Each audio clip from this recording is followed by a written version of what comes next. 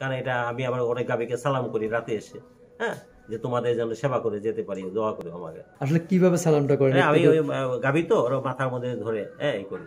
আচ্ছা, ওরা আমাকে কোনোদিন অন্য মানুষ, নতুন মানুষ আসলে পা দেয়, লাথি দেয় পিছন দিক দিয়ে, কিন্তু আমি যদি ওরা পিছন দিয়ে শতবারও ঘুরি, ওরা মালিক চিনে, আমাকে লাথি দেয় না, জানে যে এটা আমার মালিক আসছে।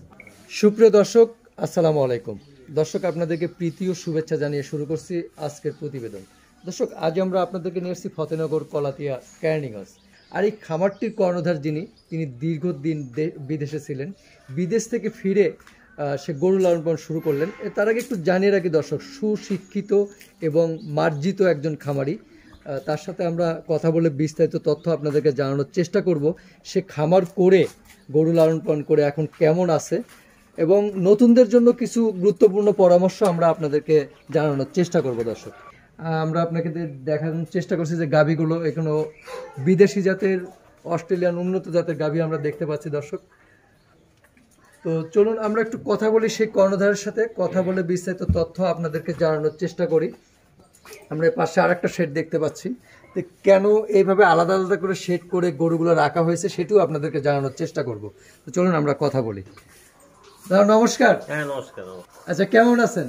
হ্যাঁ আছি ভালো। একটু নামটা বলবেন? আমার নাম হলো বাসুদেব সরকার। আচ্ছা, বাসুদেব সরকার দাদা। আমরা জানলাম যে আপনি অনেকদিন দেশের বাইরে ছিলেন। হ্যাঁ। তো কতদিন ছিলেন, কোন দেশে ছিলেন? আমি ছিলাম মূলত 1984 সাল থেকে। আচ্ছা। ইরাক, তারপরে হলো লিবিয়া, আচ্ছা, তারপরে নেক্সট হলো দক্ষিণ কোরিয়া। অনেক বছর বিদেশ কাটিয়েছেন। হ্যাঁ। তো দেশে আসলেন কতদিন হলো? না, দেশে ওই আসছি 2000-এর আগে, 2 বছর আগে, 1998-তে আইসা আবার আমি এখানে ঢাকাতে চাকরি নিলাম। আচ্ছা। ওই কোরিয়ানদের সাথে, ইউনিক ইস্টার্ন প্রাইভেট লিমিটেডে, ওখানে কোরিয়ান ল্যাঙ্গুয়েজ টিচার হিসাবে ছিলাম আমি। আচ্ছা, 7-8 বছর। মাশাআল্লাহ, অনেকটা অভিজ্ঞতার সার্ভিসে বা দেশের বাইরের। তা আপনি হঠাৎ করে গরুর খামার বা গরু লালন পালন স্বপ্নটা কেন দেখছিলেন? এর স্বপ্নটা দেখা হলো এই জন্য, আমাদের পূর্বপুরুষ যেমন আমার দাদা এই গাভী পালতো, কৃষিকাজ করতো। ছোটবেলার সঙ্গে থেকে আমার দাদার সঙ্গে আমি যেতাম ওই গরু বাছর নিয়ে, ওই হাল চাষ করার পরে মইয়ে আমাকে চড়াতো, আমি বাচ্চা ছেলে হিসাবে। হ্যাঁ, সে থেকে আমার একটা নেশা। তো তখন তো দাদারা যারা, বাপ দাদারা যারা যে গরু লালন পালন করতো সেগুলো তো দেশি গরু। দেশি গরু। তা আপনি এই যে মানে পরিকল্পিতভাবে খামার করার স্বপ্নটা কবে দেখলেন? এটা দেখা হলো আস্তে আস্তে এই দেশে যখন এই গরুগুলো আসলো, তা আমাকে একজন আমারই বন্ধু মানুষ, গোয়ালা, সে বললো যে একটা গাভী পাওয়া যায় ভালো। তখন আমি অনেকদিন আগে 45,000 টাকা দিয়ে একটা গাভী কিনলাম। সেই গাভীটাই আমার প্রথম শুরু, এবং 5 দুধ থেকে কিনলাম। পরবর্তী বিয়ানে সেই গাভীটা আমার দুধ হলো 16 কেজি, দিনে 25 কেজি। অনেক। তারপরে আমার একটা লোভ এসে গেল। দাদাকে অনেক সৌভাগ্যবান বলবো আমরা যে 5 কেজি দুধের কথা বলে নিয়ে এসে 16 কেজি দুধ। হ্যাঁ, পরের বিয়ানে। আচ্ছা, সেই থেকে আপনার লোভটা আরো বৃদ্ধি পেল যে গরু লালন পালন করবো বা বিজনেস আকারে নিব। হ্যাঁ হ্যাঁ। আচ্ছা, তো এখন কতগুলো গাভী আছে আপনার? এখন 30-32টা মতো আছে। 30-32টা। আমরা এগুলো একটু গাভীগুলো কি একটু দেখাতে পারি দর্শকদেরকে? হ্যাঁ, দেখানো যাবে। এই প্রথম যে একটা গাভী দিয়ে শুরু করেছিলেন, তারপর এগুলো হলো জাত উন্নয়ন করা, তাই তো দাদা? আচ্ছা, তো এই যে গাভীটা দেখতে পাচ্ছি, এটা কত লিটার দুধ দেয়? এটা দিনের মধ্যে 20-22 কেজি, 2 বেলায়। আচ্ছা, এটা কি, এটা কয়টা বাচ্চা দিয়েছে? ভালো, এটা বাচ্চা দিয়েছে প্রায় 6-7টা। 6-7টা দিয়েছে। আচ্ছা, তারপরে আচ্ছা, এই যে ভালো জাতের গাভী, এটা নির্ণয় করা বা চেনার উপায়টা কি দাদা? চেনার উপায় যায় একটু পারলে, যারা পালে তাদের বুঝতে হবে, কিন্তু ওদের বোঝানো যাবে না। একটা অভিজ্ঞতা হয়ে যায়। হ্যাঁ, অভিজ্ঞতা হয়ে যায়, যে দেখলে বোঝা যায় যে এটা পিছনটা সমান থাকে।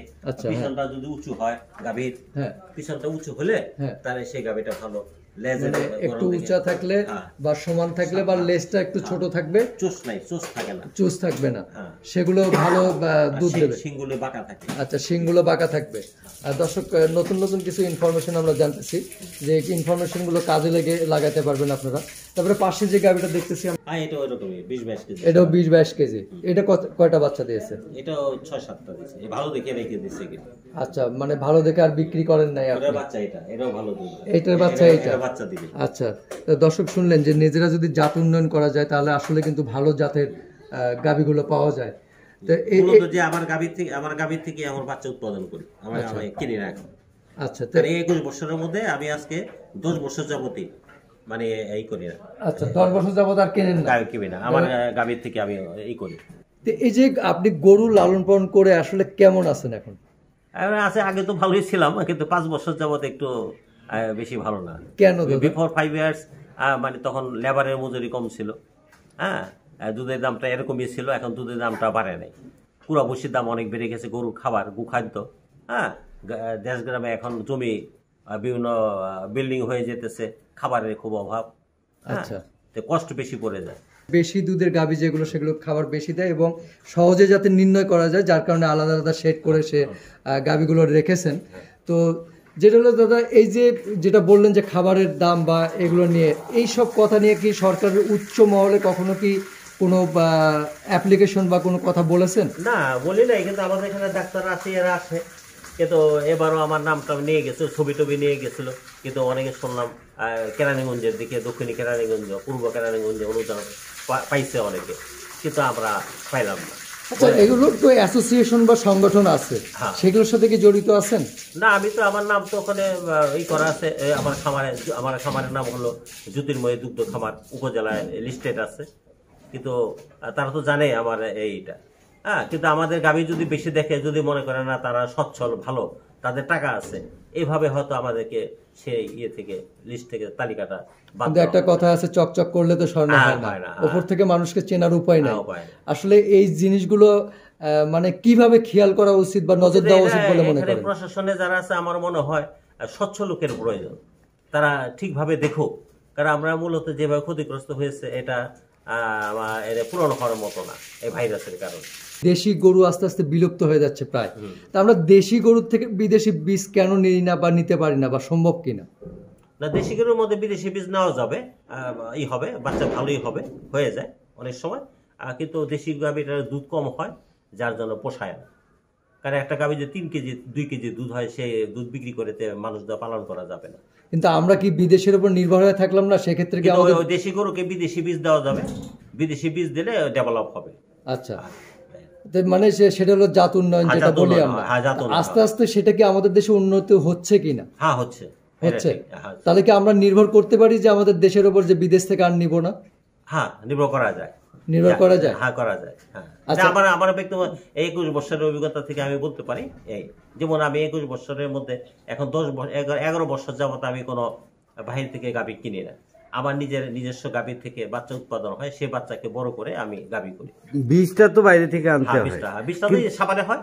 আমরা যদি প্রত্যেকটা খামারে ভালো জাতের ষাঁড় গরু রেখে ওইখান থেকে যদি বীজ দিই, তাতে কি ফলটা আসবে কিনা? তাতে ফলটা আসবে, কিন্তু ওই গাভীর সাথে সার তো রাখা যাবে না, ওরা খুব পাগলামি করে, কন্ট্রোল করা যাবে না।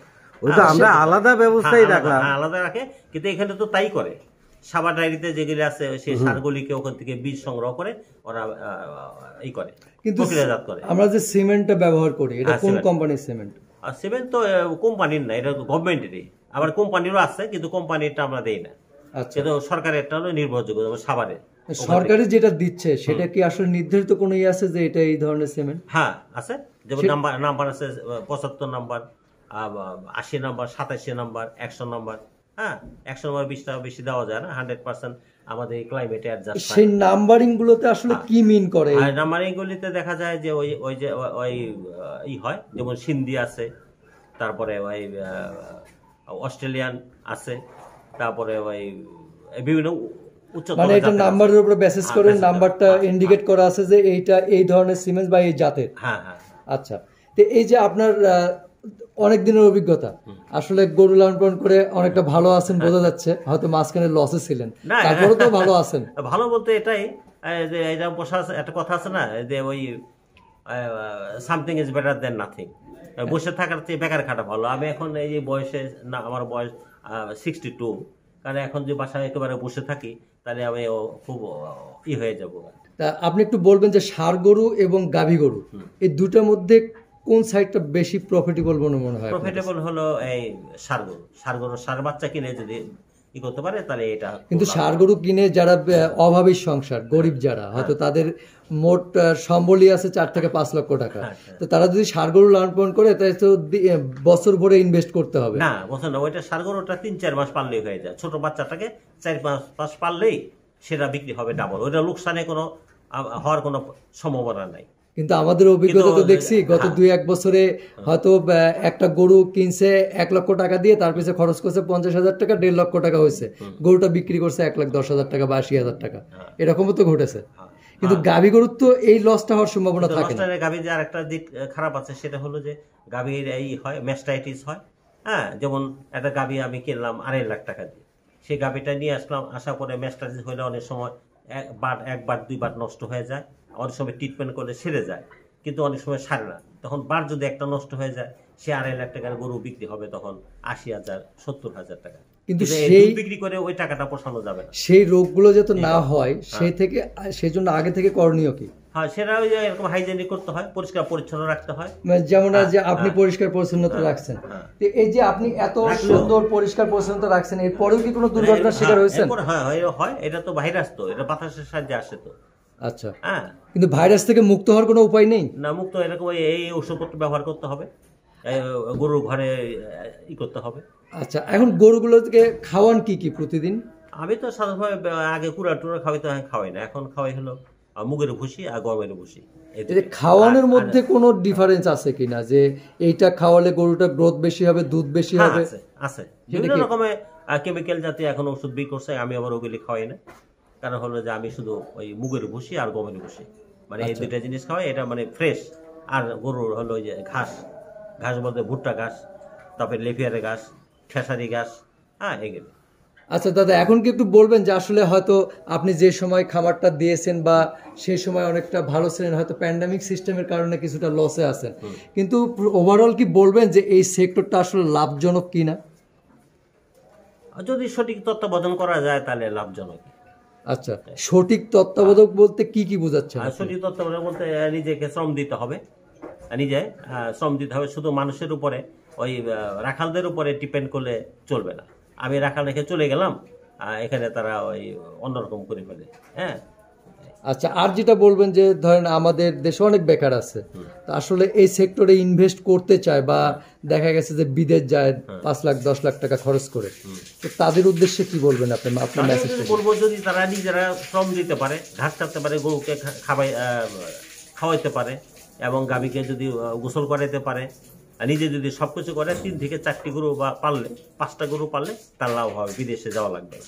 কিন্তু 5-এর অধিক হয়ে গেলে তাকে লোক রাখতে হবে, তখন তাকে 15 থেকে 20,000 টাকা বেতন এখান থেকে দিতে হবে লোককে, তখন আর লাভ হবে। আচ্ছা, নতুন খামার যারা করতে চায় বা ধরেন আমি শুরু করব, তা আমি কিভাবে শুরু করব এবং ভালো জাত চিনবো কিভাবে, কোন ধরনের গরু? যারা নাকি জাতটা চিনে, মানে গাভীটা চিনে, নতুবা দালাল গাভী ক্রয় করলে ঠকাই দিবে ওরা। হ্যাঁ, যেমন দেখা যায় গাভীগুলি অনেক 4-5 বার বাচ্চা দেওয়ার পর শিংগুলো বাঁকা হয়ে যায়, ওই দালানা করে শিংগুলিকে ভালো করে চেষে শিরিষ কাগজ দিয়ে মুছে করে একে প্রথম বলবে যে প্রথম বাচ্চা।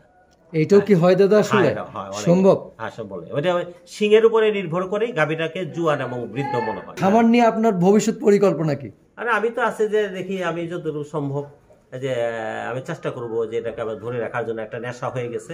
খুবই ভালো লাগলো আসলে কথা বলে, আপনারা আসছেন অনেক কষ্ট করে, আপনার সাথে 2-4টা কথা বলতে পারলাম, আপনাদের অশেষ ধন্যবাদ। জি দাদা, আপনাকেও ধন্যবাদ, ভালো থাকবেন। প্রিয় দর্শক, এই প্রতিবেদনটা দেখে এবং অভিজ্ঞ শিক্ষিত মার্জিত লোকের কথাগুলি শুনে যদি আপনাদের ভালো লেগে থাকে বা উপকারে আসে, তাহলে কিন্তু আমাদের সার্থকতা।